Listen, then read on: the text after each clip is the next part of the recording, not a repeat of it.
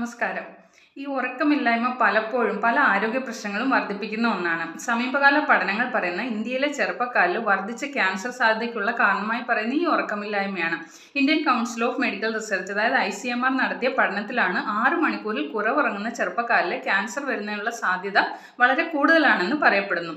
മോശം ഉറക്കം ശരീരത്തിന്റെ സ്വാഭാവിക സംവിധാനങ്ങളെ തടസ്സപ്പെടുത്തുകയും കോശങ്ങളുടെ കേടുപാടുകൾക്ക് കാരണമാവുകയും ഇത് ക്യാൻസർ സാധ്യത വർദ്ധിപ്പിക്കുകയും ചെയ്യുന്നു. ഇതിന് പരിഹാരമായിട്ട് ചെയ്യാൻ പറ്റുന്ന ഉറക്കത്തിന് കൃത്യമായ ഒരു ഷെഡ്യൂൾ ഉണ്ടാക്കിയെടുക്കുക എന്നുള്ളതാണ്. എല്ലാ ദിവസവും കൃത്യസമയത്ത് ഉറങ്ങാനും ഉണരാനും ശ്രദ്ധിക്കുക.